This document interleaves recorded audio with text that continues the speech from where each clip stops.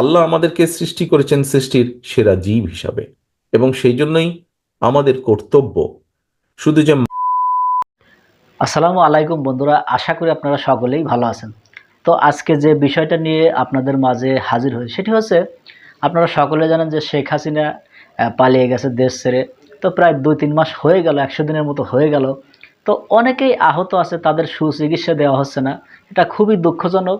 তো এই বিষয়টা নিয়ে তারেক জিয়া, বিএনপির বর্তমান যে চেয়ারপারসন, তিনি কিছু কথা বলেছেন। তো চলুন আমরা তার মুখ থেকে সে কথাগুলো একটু শুনি। আল্লাহ আমাদেরকে সৃষ্টি করেছেন সৃষ্টির সেরা জীব হিসাবে, এবং সেই জন্যই আমাদের কর্তব্য শুধু যে মানুষের বিপদের পাশে দাঁড়ানো তা নয়, আল্লাহর সৃষ্টি প্রতিটি সৃষ্টির পাশে আমাদের দাঁড়ানো।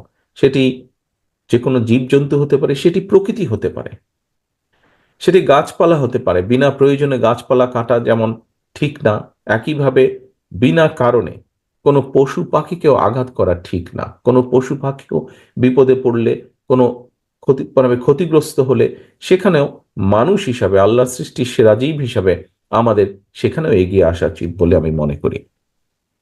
প্রিয় উপস্থিতিবৃন্দ, আজকে আমরা কয়েকজনকে বিগত স্বৈরাচার আন্দোলনে কয়েকজনকে, যারা মাঠে ছিলেন, এরকম কয়েকজন মানুষকে আমরা সহযোগিতার জন্য চেষ্টা করছি।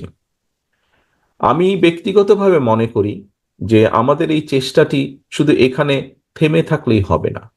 এখানে আজকে দুজন ব্যক্তি, দুজন তরুণ আমাদের সামনে বক্তব্য দিয়েছে। একজন আলামিন নামে একজন বক্তব্য দিয়েছে।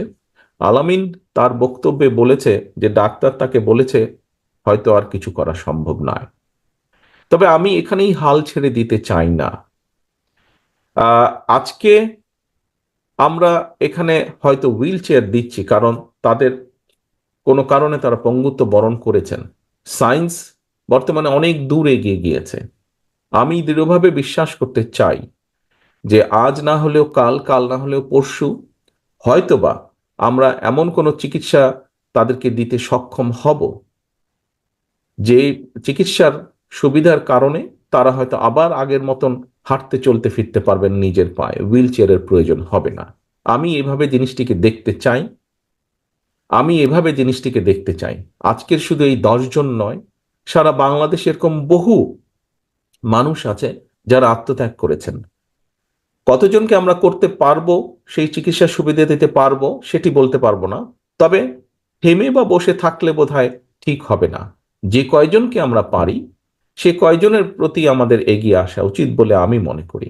এবং শুধু রাজনৈতিক দল হিসেবে নয়, শুধু একজন ব্যক্তি হিসেবে আমরা নয়, আমি আজকে আহ্বান করব সমাজের প্রতিটি মানুষকে, যাদের যতটুকুই সামর্থ্য আছে, যাদের যতটুকুই সাধ্য আছে, সেই সাধ্য অনুযায়ী তারা যদি এগিয়ে আসেন, আমরা বহু মানুষকে সাহায্য করতে সক্ষম হব। কারণ সমাজ এভাবেই চলে সামনের দিকে, একজনকে আরেকজন সাহায্য করার মাধ্যমেই সমাজ ধীরে ধীরে এগিয়ে যায়। প্রিয় উপস্থিতিবৃন্দ, আমি এখানে আরো দুটি বিষয় একটু উল্লেখ করতে চাই। যে কথাটি আমি, তার মধ্যে একটি কথা আমি অনেক আগে বলেছিলাম, প্রায় 10 বছর আগে আমি বলেছিলাম।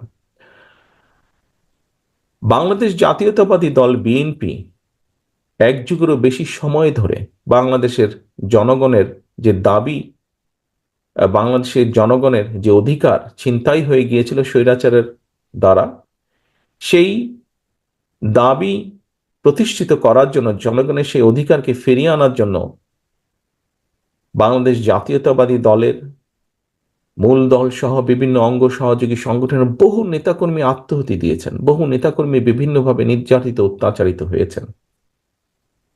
এর মধ্যে রিসেন্টলি ছাত্র জনতার অভ্যুত্থানের মাধ্যমে জুলাই আগস্ট মাসেও বহু মানুষ আত্মাহুতি দিয়েছেন, হতাহত হয়েছেন বিভিন্নভাবে।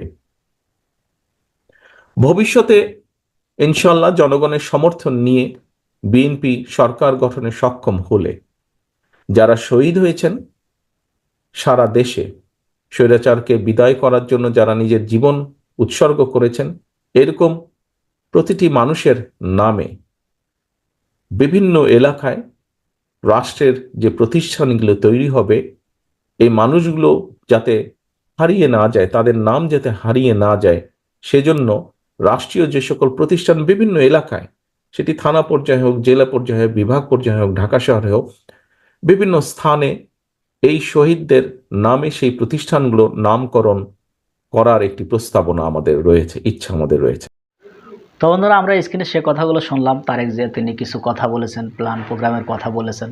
তো সামনে আমার মনে হয় যে বিএনপি যদি নির্বাচন সুষ্ঠু হয়, তারাই ক্ষমতায় যাবে। তো আমরাও চাই যে বিএনপি যদি ক্ষমতায় যায়, তারা দেশের জন্য কাজ করুক, ভালো ভালো কাজ করুক, দেশের ইসলামের জন্য কাজ করুক, এটাই আমাদের চাওয়া। তো দেখা যাক সামনে কি হয়, সময়ই সেটা বলে দেবে।